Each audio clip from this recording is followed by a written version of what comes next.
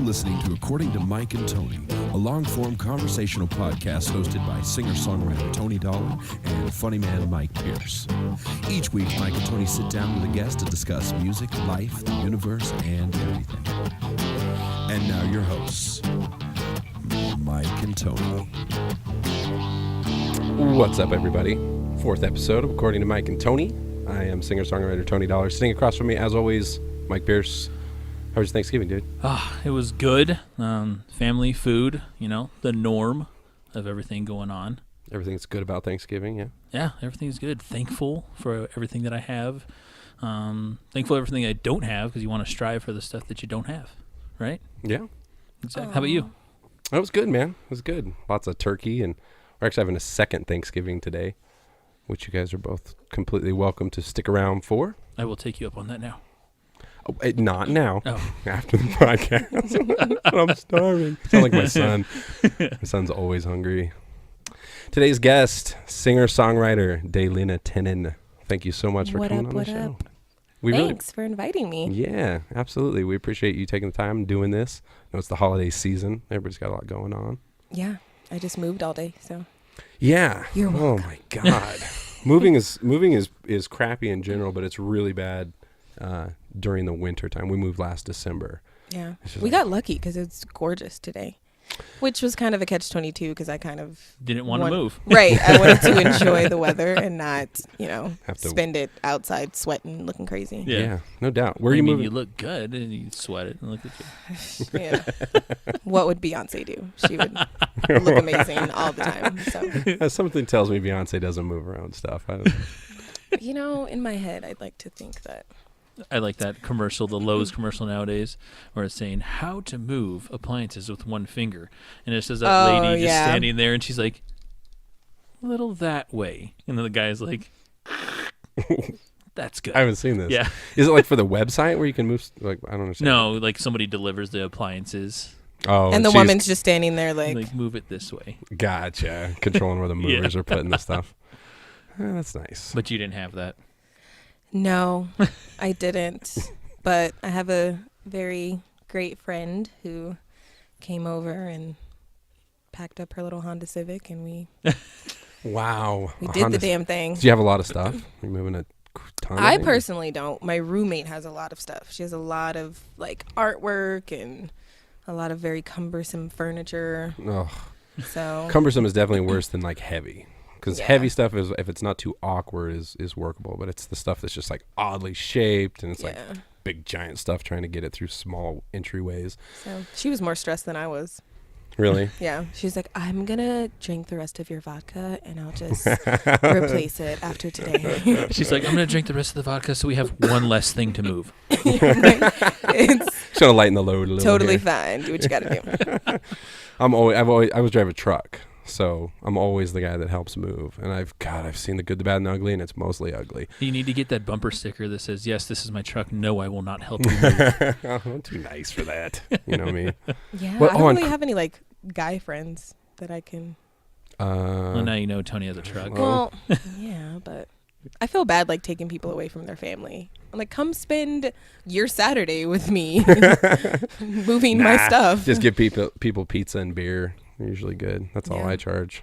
I'm like, that's what I promise. I don't ever show up at the end of that. So I always tell people. So then I can do the whole pocket thing. Oh, I forgot my wallet at the new house. We must have not moved my wallet. Oh, that was today? Oh, yikes. Yeah. Somebody comes to mind. What was I going to say? I was thinking about moving stuff. Oh, yeah. I was talking about how the good, bad, and ugly. It's amazing to me how little people prepare to move. Oh, come on. No, I got everything in boxes. It's ready to go. It'll probably be 2 hours, maybe one trip. Yeah. It's inevitably you walk in and it looks like an episode of Hoarders, and there's just stuff everywhere. And you're no, you were so right. Did you prepare anything? My friend showed up, and I was literally taking clothes out of my closet and putting it into a suitcase, and she's like, so did you pack? Or I'm like, yeah. We're just gonna put everything in bags. And she kept asking me do you have boxes? I'm like, no. You were hefty bagging it. You had a bunch of hefty bags moving. But a lot of my stuff, because I'm somewhat still a transplant and in this weird transitioned from moving from the Springs. That's right. So a lot of my stuff is still in the Springs. So most of my stuff was just clothes and shoes. So you were living in the Springs, but you went to school at Boulder, or did you go to school there? Okay, that's what I thought. Yep, CU, home of the Buffs. Always terrible in sports. Do they have a game today? They do. We're gonna get murdered. It doesn't matter. Was it today? It was today, Yeah. wasn't it? So look that up. But yeah, good times. So what'd you study at up there? CU. I studied journalism and mass communication, and then I got a Minor minor in ethnic studies. in ethnic studies. Yes. Alright. Did my reading. Yeah. No, it was on a YouTube video. It was on your Yeah. the YouTube video of you. Oh. That competition. Yeah. What was it called? CU Idol or something like that? I mean, anyone who reads my Facebook post should be able to assume that I got a minor in ethnic studies. Yeah. I have to say, I didn't know it, but when I heard it, I was like, yeah. Yeah, No surprise. makes sense, right? No surprise. Pretty apparent. Yeah. No, it's cool.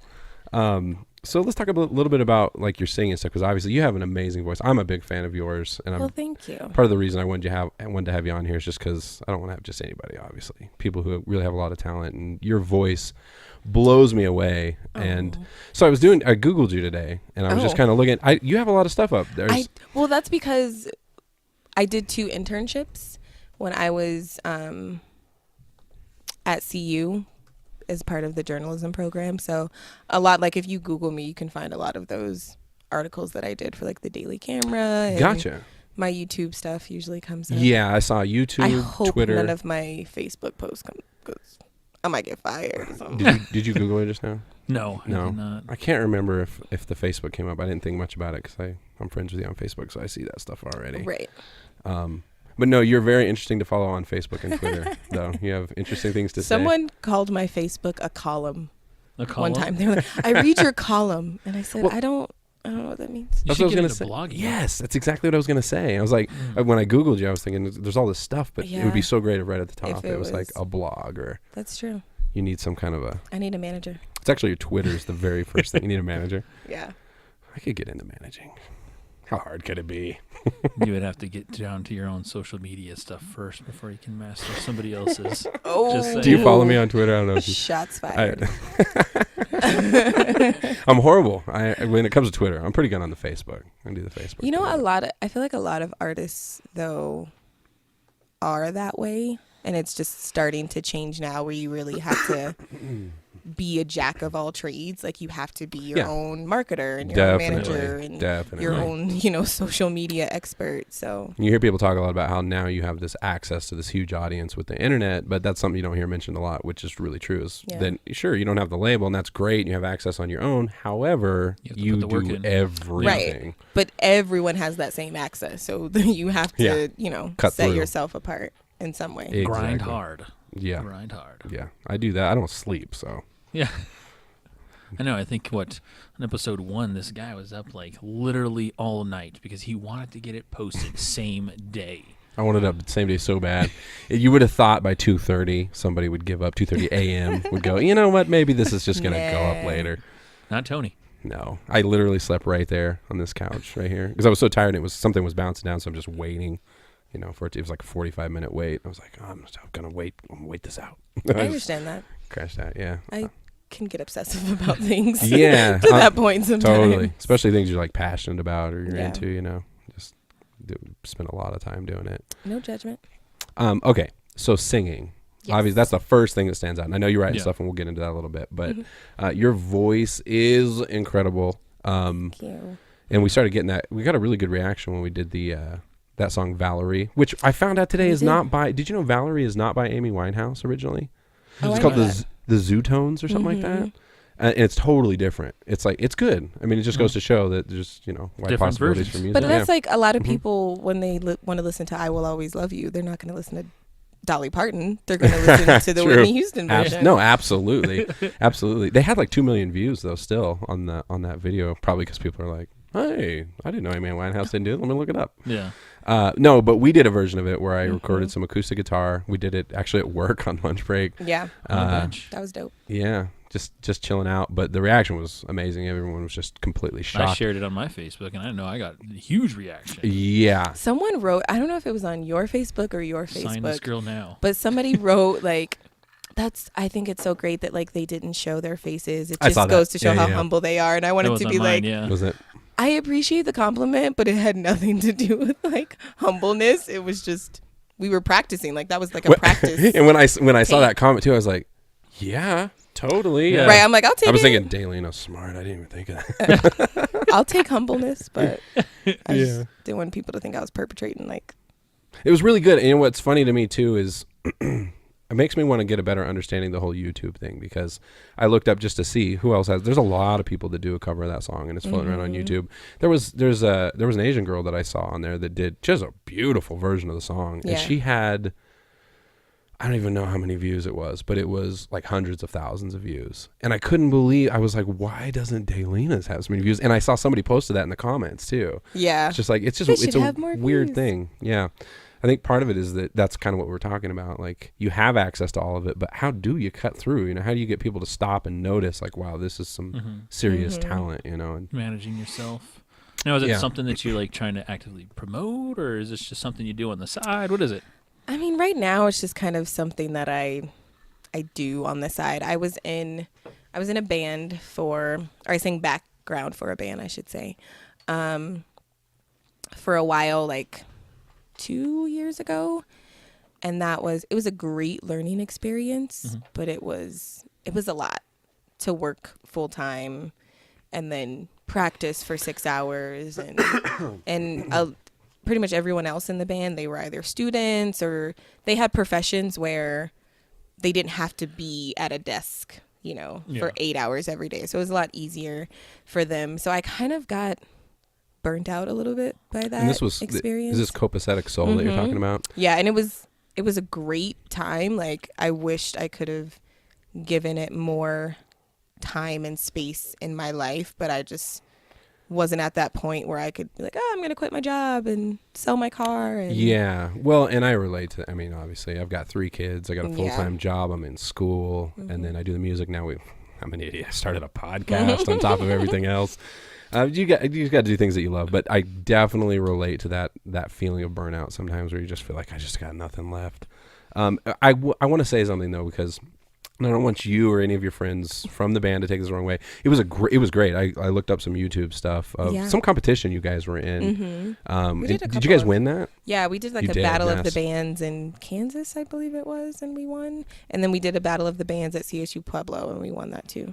We won both of those. That's amazing. Yeah, you guys were incredibly good. And that front, the lead singer was very good too. Yeah.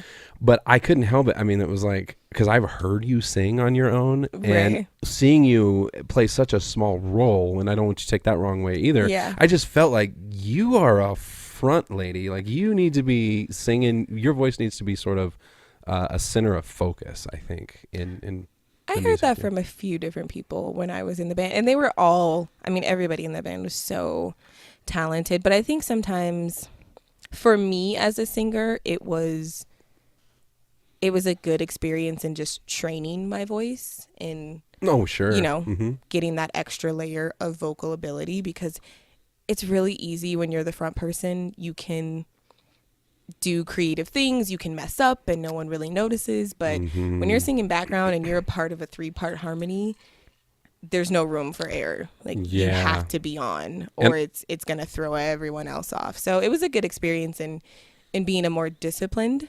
singer. That's not necessarily the approach that I have all the time. I have a very emotional approach to singing. Oh yeah. Whereas they had a very like technical approach to singing and get it right first and then fill in the emotion later, and I'm kind of the opposite. Emotion comes first. Yeah. I'm in the same boat with you, I think. What about when you sing, Mike? What do you like to do? Mike does sing, actually. When I pretty sing, well. it's country though, because I have a real good country voice. I don't have a real good regular voice. I would think. I don't know. You have a good voice, buddy. I've only really done the whole country singing thing. I'm not a whole like big country. into the singing thing, but that's what Tony's there for, the singing songwriting portion of it, according to Mike and Tony. So, but you're a singer-songwriter. Now, last episode we had Dom MP on here. Do you play an instrument? I don't. See, damn it, I'm going to get into singing songwriting. I don't play an instrument. I'm just going to start. I wish I did. My grandma she plays the piano. wow. And she was my music teacher for a long time when I was in school. And that's like one of my biggest regrets, that I wasn't ever disciplined enough as a child to just sit down with her and let her teach me, because she's a phenomenal piano player. And I bought an acoustic guitar one time, and that's like me. it sat in my room in the corner looking real artsy, you know. Took a couple of pictures of it. Yeah, and then it was like, I'm not really gonna do anything with this. Instagram, put a filter on it, frame. Right. You know? Yeah. Hashtag acoustic guitar. Me and Myra were talking about that. It's actually really common. I think people all the time. I was wondering about that. It almost makes me want to look up to see how much money is made from instruments that either never get played or passed on to somebody who later uses it. But I think tons of people, I didn't buy my first guitar until I started playing when I was 15, and I didn't buy my first guitar until I was 23 or something like that. And it was just my very first guitar was just sitting at a buddy's house gathering dust, and I was like, hey, can I borrow that? And taught myself a couple chords and started going. And then it was just constantly, there was always somebody like, dude, you're pretty good. Here, you want to play this? It just sits in my closet. I'm like, okay, no That's problem. cool. Yeah. See, I have acoustic guitar at my house. Really? I bought a year ago, and I mean, I have the ukulele too. I have the ukulele. I can play the ukulele. You play the ukulele, yeah. I can play Banana Pancakes, Breakdown, and then 2 other riffs that I made myself. Beautiful. That's really it. That's I all like it. I gave mine to my niece. She just was begging me. And I'm like, okay, fine, you can have it. Yeah. Well, it's nice when you see somebody actually use it too. Yeah. If they actually do. I wasn't really using it. So you speak about your grandmother. She a huge influence on your singing right now? I know she trained you Absolutely. with music and stuff. She sings as well, yes. Yeah, she sings, she plays the piano. She's probably the biggest musical influence in my life. I mean, there's not a lot of, I have other family members that sing, but she, as far as like really having a love and a passion for music, that definitely came from her, and kind of letting go of the fear of being in front of people also came from her, because she put me on the spot a lot in church. Like, oh, just go ahead and she'll sing it. So I kind of had to get rid of those nerves very early on in life. And I still have stage fright, but not to the level that I think some people do. But yeah, she's always encouraging and pushing me, and also telling me to go to church, which I don't do. But I love that you always you keep coming back to like the emotional aspect of music. Yeah, that's important. It's easy to get carried away with the technical stuff, and you can be technically really proficient or even amazing technically, and there's still something that's just not as fulfilling as watching an artist that's just really passionate about what they're singing or doing or playing or whatever. It's about the content. Yeah, and we actually used to have this when we rehearsed in the band. We would like practice a song, and then we would stop and we would have everyone go around the room and say kind of what their emotional connection was to the song. I love that. And then sing it again and see kind of if there was a difference. Right, what difference that made after you kind of talked through your feelings about that song. It made it real. Sounds like. And that's there's a fine line, because that's something I find a lot too, is I'll try to practice, and if you over practice, you almost get tired of doing a song, and then you get in front of somebody and you're playing it. And what helps is always getting in front of somebody, because when there is an audience, it kind of helps you get back into it. Right. But there's still this element of like, if you overdo it, I'll find myself doing a song that I wrote, and I'll sing a verse and finish the verse, and then just kind of be like, what was the verse? Like, what am I even saying right now? Instead of, there's an acting element almost, like you're really getting into the character of the lyrics and sort of expressing them, and kind of being becoming conscience. Damn it, dude! Every Floating single into podcast, space. Every time. single podcast, man, is some misuse of a word or something. It's my trademark now. It's your Fresno. That's your Fresno in you. Oh man, I didn't even know you were from Fresno. Yeah, Fresno, California. Oh, yeah. Maybe I did know that, because I do remember you saying that in Afton, saying I hate California, and you were like, I'm from Fresno. I said I'm from Fresno. Fresno. Yeah, I love Colorado though. Love the mountains. Once I came out here, I just fell in love with it. I came out and visited a couple times with my parents and stuff. And I was broke in college. Came out here and worked at a gas station and saved some money a couple times. Yeah. Colorado's, I don't know. I have a weird relationship with this place. Are you from Colorado? Yeah, I was born and raised here. I lived in Texas for a little while when I was younger, but for the most part, I've just been kind of hopping around Colorado. So where were you born in Colorado? In the Springs. Oh, okay. At a hospital that apparently no longer exists. So that's fun. And what years were you in Texas for? I was there. I went every summer for a while until I started school. And that's when my mom was like, okay, you have to come home to go to school. Yeah. But I was trying to stay in Texas and just, live with my grandma. But my mom wasn't having that. So. Gotcha. So your grandma's in Texas.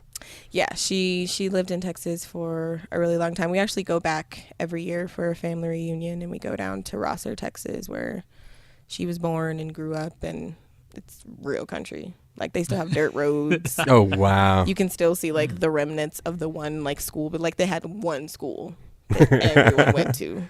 Oh, that's It's nuts. like that So you kind of know small town. everybody. Those Yeah. kids Wow. all know each other.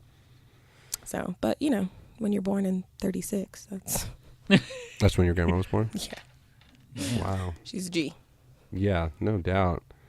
So I'm kind of curious about the See You Idol experience and sort of how that went. Yeah. How did the whole thing get started? You were amazing. It was a great performance. And I have one pet peeve about that video. What? It stops right when you finish. Because that crowd was going nuts. They were loving what you're doing. That was my friends. I think they just got too excited and they were like, oh. Yeah. I can imagine. Was it a roar? It was a roar of people. Yeah. You know what? Actually, after that, the one big takeaway that I have from See You Idol is I came home after I didn't, make it to the next round or whatever. And I checked my email and some random girl who was there emailed me and said, I saw you at See You Idol tonight and you were really, really good. And I really, wanted you to win. And I hope that, you don't stop singing even though you didn't advance in the competition. Like, I just thought you were really great. And I was like, wow. It's those moments that make it all worth it. Yeah, just like some random, CU student. So that was a big takeaway. Because, all of my friends that were there and, cheering me on, like, they know. I have real weird feelings about music competitions, about art competitions, and I did my fair share of them. I was in a reggae band called Despicables, and we did really good in a couple of different competitions. But it's one of those things. I mean, it's like it's so subjective. You know what I mean? Like everybody likes different things, and it's one thing to be like it's a race. Who can drive the car the fastest or run the fastest? I mean, there's a clear winner. Right. But I feel like in art and in music, there's not a clear winner. I mean, it's really subjective, and it's surprising me you didn't dominate. I mean, I didn't see the other people, I guess, but it was a really great performance. Yeah, I don't know who ended up winning, but I'm just like, all right, taking my ball and I'm going home. Yeah. But that other performance on YouTube was after the And I Am Telling You. That was after See You Idol. Because that was the song that I was going to sing if Good I song made choice, it by the to the next round. And my friend was like, you should still sing it, even though you didn't advance. So that's where that video came about. Gotcha. Well, I was going to say, you seem super relaxed in that video, too. I don't know. Yeah, I probably had a few shots. But sorry, Mom. Yeah, no, every show, I get butterflies in my stomach right before I go on every single time. I think it's part of what makes it good. I mean, if you were totally too comfortable, it probably wouldn't be. Yeah. I usually have to go to the bathroom, and like 30 seconds before, I'm like, I'm going to puke. And then it goes away. Yeah, I have a little ritual right before I go on every single time. I'll disappear for a minute. I go into the restroom, wash my hands because I'm OCD, probably gives me comfort. And then I take a moment just to myself. Usually I'll try to step outside, just take a couple deep breaths, and then go on. And if I miss any part of that, I just feel like I go on stage kind of like stumbling. It's not fully together. So right. It's important to have those things, I think. And you write. I do. Yes. I've yet to hear any of your writing. I know. Yeah. I'm real funny about that. And I think it's because we were talking to Dom Impey a little bit about that too. About like over 200 songs. Just like ridiculous. And he doesn't play an instrument either. And so it's really interesting for me. It's a totally different perspective because I started with guitar and I worked on vocals. And it took me a long time to develop that. The guitar kind of came faster, but the guitar was always sort of my starting point. Like when I first started writing music, I would start with chords and then kind of come up with melodies that sort of fit those and make the chords more interesting. Or if I felt I wanted to go a different direction with a melody, I'd change the chord structure underneath. But you will just do it a cappella, I presume, right? I mean, you just sit there and kind of come up with a melody. I kind of hear it in my head, like what instrument, I want to. And I can't necessarily tell you like, play this, in this particular key, but I can sing it to you. Like I can sing the melody to you the way I hear it in my head. And I don't know, hopefully whoever is playing. Proficient enough to figure out the underlying follow chords. along with that. Yeah, but I write a lot, but a lot of my stuff, because I also write poetry and like critical think pieces, if you will. Sometimes I write something that starts off as a song and ends up as not a song. Ends up as So a blog. I have a lot of stuff that's just like written, and it could go either way. It could be a spoken word piece. It could end up as a song. It could end up as part of an article, Gotcha. commentary on something. So How long do you typically work on a piece, do you feel like, before you're sort of satisfied and it's kind of finished? wow, I would say weeks. Yeah. Because it and you probably know this, like, it's hard for me to just sit down and say, I'm going to write a song. Like, it's not like writing a paper. It doesn't work. You know, it's not homework. All right, let's go. So Have a pen I and have to, the biggest thing for me is just to always have something where I can get my idea out, whether it's a voice memo on my phone or, you know, writing it on a sticky note at work. Like, I have to have that immediate outlet, and then I can put it all together once I feel like I have enough pieces. So how many songs would you say that you have written, or poetry or whatever like that? I would say at least 100 to 150 maybe. Holy smokes. And you write all your stuff down too? Yeah. See, I made a have huge notebooks mistake. upon notebooks of, I don't know. See, that's a crap, sad thing for me. probably. I do too. I've got tons of notebooks. I've got tons of recordings. I got stuff on my phone. I got stuff everywhere. And I still just have tons of songs that I just never recorded Finished or- yeah. Yeah. I'll put somebody I haven't seen in years, and they'll be like, oh, play that one. I'm like, what are you talking about? Right. Oh, that's right. And it's the worst too when I realize, I use those chords in a different song now. Stoner memory. Yes. Well, it's the same thing for, you know, really famous musicians. Like, Sure. they can record 80 songs and they have to, you know, get it down to 10 or 12 for an album. So I think it's a part of the process. Every artist And I feel like goes through Flow it. Rider all the songs sound the same. There's a lot. I think there's a lot. They're of all like artists the like same. that. First of all, yeah. his name is Flow Rider. He literally split Florida. Florida in half. I felt so Right. stupid. It took me so long before I realized that. It just dawned on me one day. I'm like, there's Him a and like Jason Yeah. Derulo, I cannot tell their songs apart. No. It yeah, sounds like the no, same that's song. a good It point. does sound like the same And I song. only know that it's them because those two artists, for whatever reason, have a habit of saying their names in the song. Jason Derulo. Yeah, and you're like, oh, okay, exactly. that's who this is. Got it. Now I know. Little song identifier. Yeah. That's what you need to do then. You guys need to both get into that. Tony Dollar. In every song. Just I don't know how Yeah. that flows off though. Yeah, I don't know if that fit with my style too much. I don't know. I don't know. Did you ever think about having like a stage name?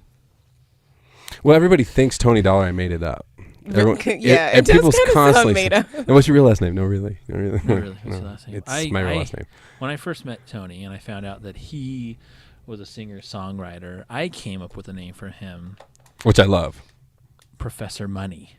Professor So, Money. And I don't know how much of my music you've heard. People are going to hear a lot more of my music this year. I've got an EP that's going to come out and stuff. But I do kind of rap, spoken word, whatever you want to call it. Yeah. But at some point, I'm going to come out and do a full rap album. And it's going to be under Professor Money. Professor Money. That's it. That's it. I have to do it just because Maybe you you'll came up get with that signed name. to Cash Money, and you can be a part Could of be. the YMCB. Yeah, what is that? Young Money Cash Billionaires. something. Young Money Cash Millionaires, right? Rapping. Yeah. Is that what it is? Yeah. But no, Yeah. the reason why I came up with that name is obviously last name is Dollar, so money. But the reason I came up with Professor is because we did No Shave November. Oh, this is right. Okay. When Tony has a beard and it's rocking, Tony looks like the Biosphere. guy from Biodome. Biodome. Professor Yeah, from yeah. Biodome. He also looks, and he's also the guy in Ghostbusters. Right. And also the movie with Real Genius with Val Kilmer. He's the professor in that too. Tony looks exactly like that guy. Professor Money. I like it. I'll never Somebody- forget when you sent me the picture, and I just kind of sat back with my jaw down. I was like, whoa. I think I'll post that. You know what? I'm going to post You that gotta picture. post it. Go for it. And I'll show. I showed it to Myra's family. It was just like overwhelming How did they feel laughter about and that? shock. It's like, wow, that's totally you. It's just like me. I feel like my name is already so Somebody's like, that's a made cool up. name. Someone's like, that's made up. Yeah. Daelena Tenen. It's, I don't know. When we were doing pre-podcast before, even not for this show, but a long while ago, and you were talking about guests on who we wanted on the show and everything, and you were like one of our first thoughts of coming through and everything. Nice. We were sitting there, we're like, Daelena, how do you spell that? Is that D? Story of my life. And now that I've started a new job, it's literally so, at a ground campus, they want you to go around and meet people, and it's just, it's insanity it's a daily for you. struggle. Yeah, because people mispronounce my name so much that it makes me feel like I'm saying it wrong. Like I get to that point in the day where I'm like, fucking, I'm gonna change it. Did I say Daelena? Is that why they're saying it? It's ridiculous to be like literally in front of someone's face and they're, oh, what's your name? Daelena? No. Daelena. Okay, Daelena. People are horrible listeners. I can't tell. I was telling you this before. I might have even said it on a podcast. How many times I'll tell somebody my name at a store or something like that, they're trying to get it spelled right, and they'll say, "What's your last name? Dollar? Oh, how do you spell that? Oh, just like money. D-O," and I'll assume they're going to spell it correctly. E-R. D-O-L-E-R. D-O-L-L-E-R. Yeah. D-O-L-A-R. Like, let's really? not even talk about last names and how they're spelled, buddy. Oh, I know. There's yeah, yours is probably Everybody. messed up a lot. Everybody. All right, P-I-E. No. It's P-E-A-R-C. It's peace with an R. It's pear with a C-E. But I feel like no matter how you try to like make it make sense to people, like even when I say to people, think of the day, like you say Sunday, Monday, Daelena. It is bizarre. Daelena. Oh, Daelena. Yeah, no, it's mind-boggling. Or how I responded to her Facebook post on that one time, and I was like, "Is that Daelena?" Man, I'm surprised she didn't unfriend you. I was close. But even it's like I know when people get to my name on like when I'm at the doctor's office or anything where someone has to say my name out loud, I can see them like struggling. And then you I'm just like, say, "I'm right here." It's me. That's me. Thank you. Thanks. I'm like, oh, that's so pretty. What does it mean? Nothing. It's made up. Daelena. That's what it means. This is my first name. I'm friends with a girl on Facebook who her name is spelled the exact same way, but it's pronounced completely differently. Oh, that really helps. Hers is pronounced Daelena. And I'm like, you're the reason. You are the why reason. people can't and she's say going around my getting, name she's getting correctly. totally pissed at people that are like Daelena. No, stop. I'm it's gonna one catch on. person says Daelena. Different, different sides of the same struggle coin. That's what we're on. Damn, that's funny. No, I think it's a good stage name.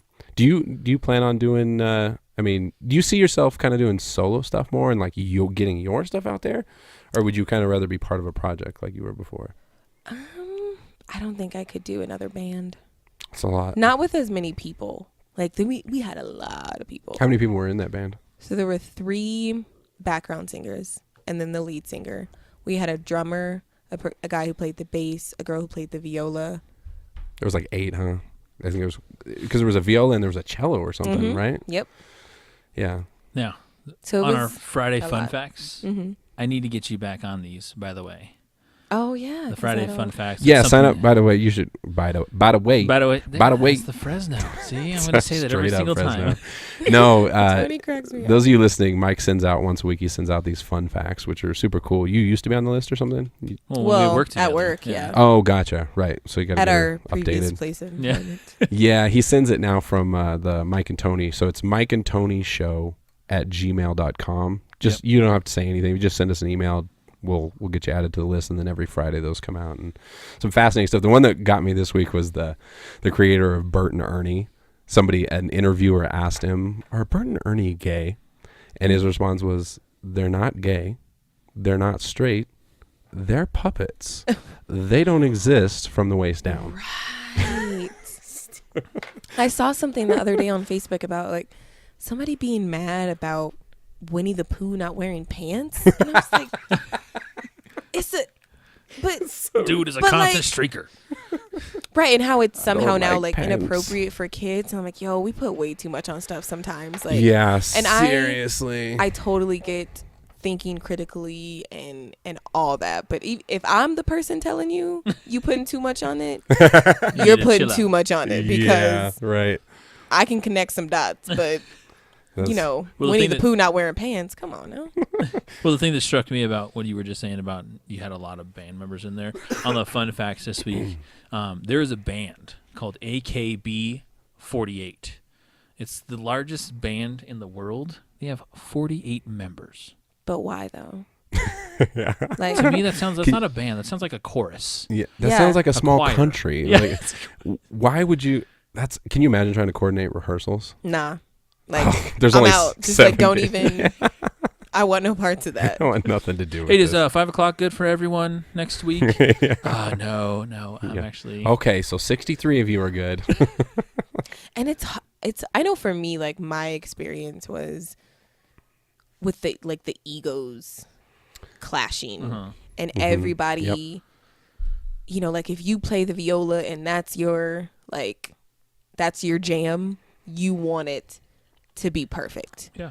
And everybody wanted their solo moments, especially the people who played instruments. And it just, sometimes in a very small room with 8 or 9 people, it just became a little, I can imagine. The air was thick. Yeah, when I think part of that too is just being able to understand what you do.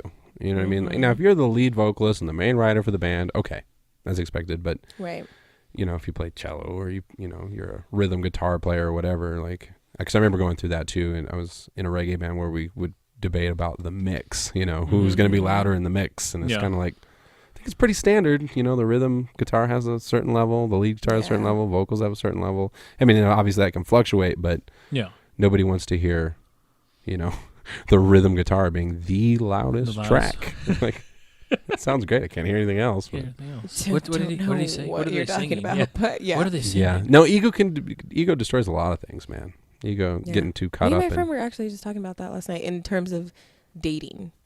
And we were talking about, like, the whole who calls first or who texts first. It becomes a battle of ego. Yeah, and we were talking about how we both have had this moment where we're like, it's the ego, like, and I'm guilty of it too. Like, I'm that person that will, like, I will stick to my guns. I was gonna say, I can imagine I can you see- just I can totally. see that too. Like, I will fight with myself because I don't. You can't let them see you sweat. Yeah. Well, it's a game, It really does seem like it's a game, and It is. Pretty- You don't want this life. Just be happy. well, I lived that life. that a you're bit, married. At some point in time, we did live that life. Come Yeah. on, girl. I don't know. Some married folk like to pretend like they were never single. Like, Yeah. No. No, I never did those things. No. I mean, I started settling down in my late 20s, actually, ish. Same. Yeah. It's different for We're old- everybody. We're old, Tony. Are we? I don't know how old we are.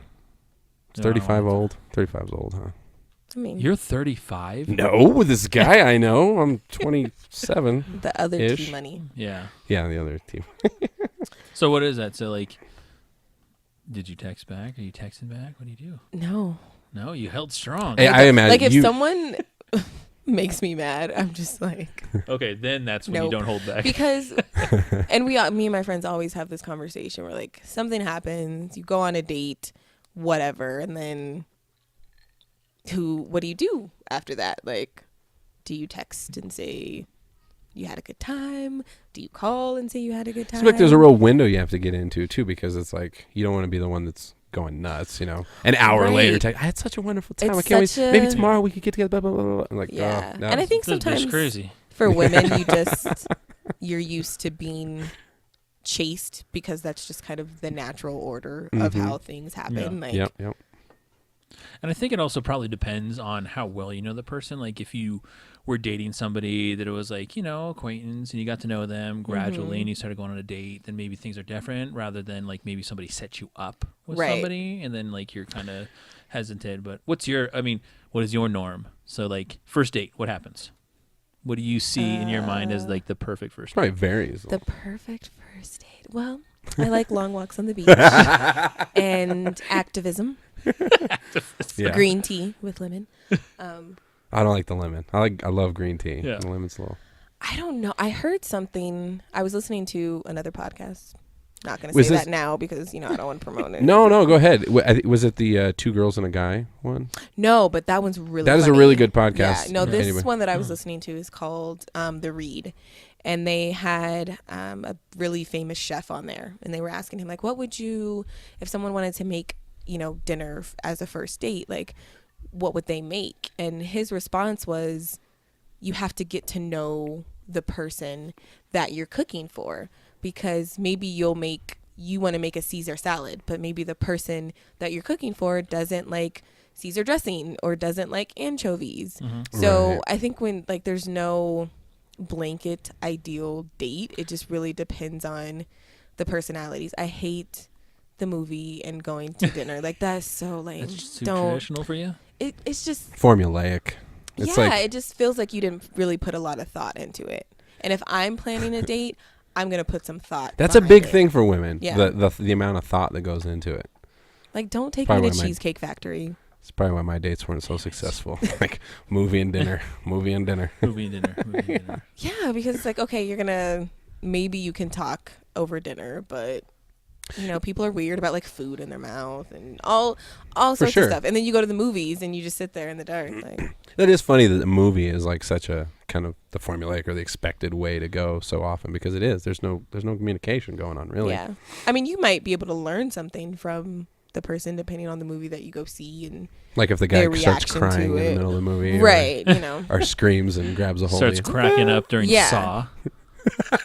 Yikes. That's a sign. That would be the worst there's- first date movie ever.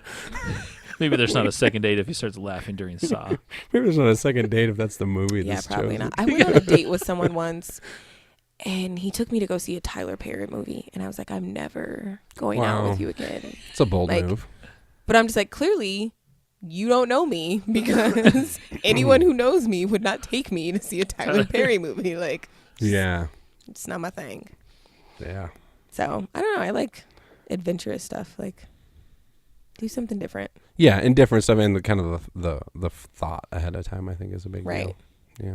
Like if someone took me to like a symphony, I'd be like, oh, you know that I like music. Yeah. I don't know. It was a good effort. Right. You're in the right category. Probably not going to call you back, but Oh. Who is? What kind of music do you listen to? Who's your favorite artist? oh, I listen to everything. I'm a Beyonce fan, obviously, Yeah. because the world is. But yeah, I would say the only genre that I probably can't really get into is like heavy metal. It's not Yeah. really- No. And that's a real kind of a general term, heavy metal, and it means a lot of things. But most of the things that Yeah. fall into that, I'm not too into. Right. there's like some- the headbanger stuff. I can't really. Anytime there's no melody in the vocals. Right. That But I also listen to was terrible. a lot of old school stuff. Like right now in my car CD player, I have the Purple Rain soundtrack is in Oh, there. Excellent. Kanye West's first album. Yes. What else do I have in there? D'Angelo's first album. I have a spoken word CD Spoken word. because One of the few people probably that I'm has one of Daelena those. and that's what I do. What is it?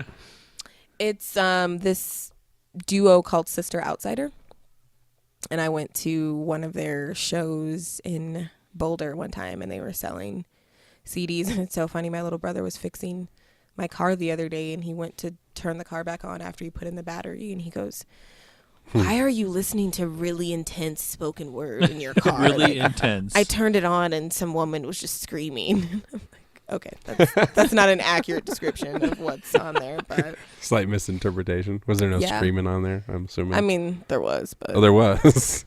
he it's not just came just in at the wrong time. Spoken word combined with yelled word, screamed word. Screamo. It was just, a Spoken very word screamo. emotional piece. But yeah, I like a lot of hip hop. I don't get too much into like the new school rap. Like some of the stuff I just can't. I can't get into. Yeah. Like I stick with the, the Jay-Z's. Yeah. Well, I love that you mentioned Kanye. I love Kanye West. I do.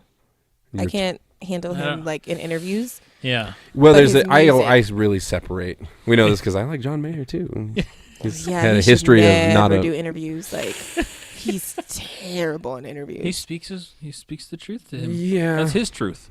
Yeah. This is true. Well, but a lot of it he redacts later. He's like, I probably shouldn't have. That was kind of over the top. But that's where people like the Playboy interview.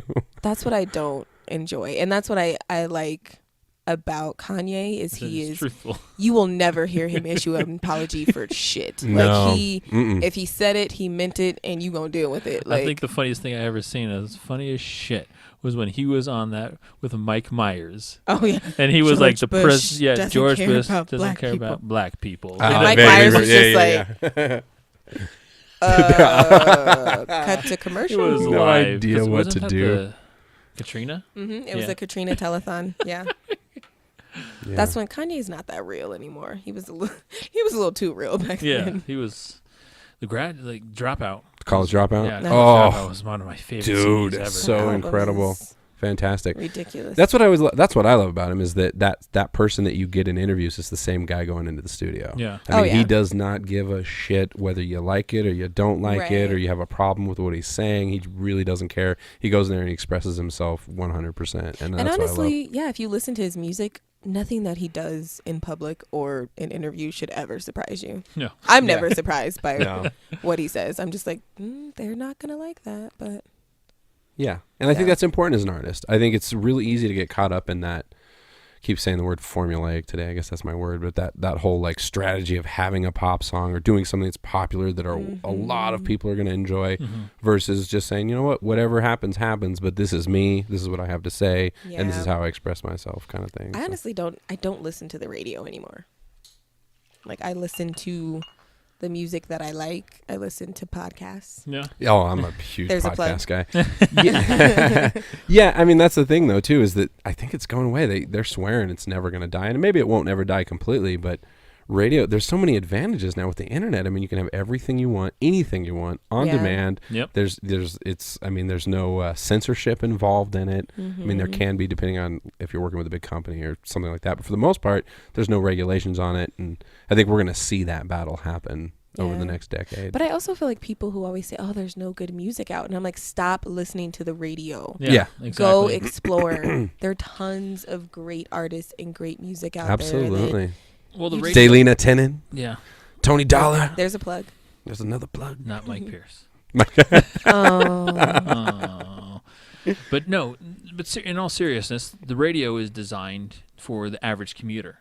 That's the reason what it's for. Like, the average commuter is in their car, they'd say typically 15 to 30 minutes in that time frame. So the reason why you're like listening to the radio and you're like, I just heard this shit like an hour ago, you know, so on and so forth, is because they're playing the most popular stuff, because they're designing it around the person that's in the car, because most people just don't sit at work and listen to the radio. Not anymore. Not anymore. Back in the day, you know, they used to. But, totally. you know, with internet, like you were saying, with podcasts, you know, they have that stuff like Spotify, YouTube, even YouTube mixes, everything like that.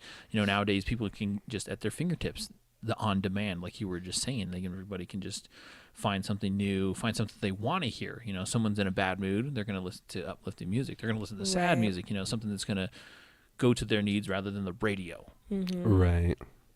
And I think for artists, they're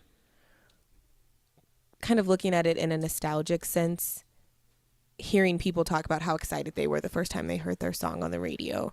Like, I wonder what the equivalent of that would be for artists now who are maybe YouTube popular, or, you know, artists who are winning competition shows. Like, that's, the radio is not people's first introduction to you anymore. So what's the equivalent of that feeling? Like, I remember the first time I got 1 million likes on YouTube. Like, what's the, you know? Yeah, which is a funny thing too, because in radio in the early days, I mean, that was, not only was it pretty much the only way for artists to really get heard on a big scale, but it was also, I mean, it got completely corrupted like everything else. And so it was a matter of these, you know, your hype people basically just dumping money into a studio and say, play the single, play the single, play the single. And nowadays that's just, it doesn't work. It's also how way. a lot of artists crossed over, so to speak. You know, so back in the day when you had artists like the Temptations, people could listen to a Temptation song and they didn't know necessarily what they looked like. So they just liked the music because they liked the music, and it didn't come with that sort of political and racial climate of the time. So, Yeah. and you also don't, good point. have that anymore, which you don't necessarily need it. But I think that there was at a certain point a huge value in radio. I just don't know what the value is at this point. If people can't break in, because if all you're going to hear is Taylor Swift every 15 minutes, and she doesn't need that kind of promotion anymore, because she's reached a certain level where she's immediately recognizable. So where's that sort of we're introducing new artists via this platform? Like, they don't really have that anymore, because like you said, it's just whoever's pumping the most money into exactly what it is. That media form is going to get the most out of it. And I think the thing that I sent to Tony one day, like I was in the car and I was like, dude, I just heard on the radio station that they said that they're trying to promote new artists and everything like that, which is really cool. I really thought about it and everything like that, because I like Tony. I like his music. I think he has a great amount of skill. Absolutely. At what he does. And I was like, dude, submit your stuff. Here's the website that I just listened to and everything like that. I literally called Tony like after it happened. Yeah. And I was like, dude, submit your stuff now. Because you don't hear that anymore. No. Like, and the radio stations that have the name behind them to do something like that, they don't. Because they want to cater to the popular artists. Mm-hmm. And even sometimes them, it's like, oh, you're not going to play my new song. Like, oh, well, you were hot last week. You're not hot this week. So, yeah. So I'm glad that there are these other platforms. It's so wide open and it's so undefined at this point. I mean, so much is just, it just feels like everything's just kind of unraveling, and it's just like all these old ways of doing things are all just disappearing. Everyone's getting a voice, and it becomes a different game. It really, like you pointed out, it becomes a game of being able to cut through all the noise as opposed to have access to the gatekeepers. That whole era is just going away. And sometimes it's just about those small doses of recognition. Like, there are a lot of people who tried out for American Idol in the past or The Voice in the past and didn't necessarily make it, but now they have, that little bit of an extra following because someone saw them on TV. There's a really great artist. Her name is Tori Kelly. She auditioned for American Idol years ago and was great, but didn't make it. I had no idea she auditioned. I know her because of you, talking to you before and watching some of those videos that she's done. She's very, very talented. Yeah. Is YouTube sort of how she kind of got... Yeah, how she got back out there. And now she's, doing EPs and touring all over the world. She was on tour with Sam Smith. So yeah. Well, that's the funny thing. You can get access to a lot of people much more easily now. Sometimes stuff just catches on. You guys want to talk a little bit of current events, kind of what's going on? And show. A couple of things I noticed I was looking at today. One was the Ray Rice got the he won his appeal. Won his appeal, so he can play football again. What do you guys think of that? Who's going to sign him? That's exactly the question, though. That's the big thing right now, is that it's still fresh in everybody's mind, and who wants to take that PR hit right now? I just don't. And I was just talking to my friend about this today, and I mean, I'm a football fan. I'm more of a basketball fan in terms of knowing players and stats and things like that. So I questioned whether his talent was enough, like you said, for someone to take on, for it to have even gotten to the point that it was with the Ravens, because I just don't understand why they would put their organization on the line for him. Like, is he that fantastic of a player? Especially with his last year. I mean, he wasn't. He didn't have as good of a year as he had in the past. So, yeah. I just didn't really understand their incentive, other than the punishment being, in line with what they had done previously. But, I mean, if they saw that video that everyone else saw, that whole video, and they still came away with 2 games in the beginning, it's like... Right, and it was almost like a technicality that he won on, because what the judge had said was that she ruled that he hadn't misled the NFL commissioner. Yeah. And that was... I don't think he did either. I think that they... Right. NFL was... I think they were covering their butts. I mean, because that was the whole thing, was well, we didn't... He explained it to us different. How do you explain I punched my girlfriend in the face and knocked her out in an elevator? How many ways can you explain that? I mean, they had it all wrong from interviewing her while he was in the room. It's just very basic, standard, domestic violence protocol. Formulaic. There's the word again. They missed all of that. And I guess the silver lining, if there is one in this circumstance, is that now they have a foundation of how to not make that same mistake again. But I mean, there's came so late in the game. It seems like now. I mean, it's like stuff is going on. Like that's again, my thoughts about it is domestic violence is a serious thing. It's offensive. It happens on both sides, not just man woman. It also happens woman man. It does too as well. But if you look at the Ravens, you were talking about they don't want to take a hit on their team.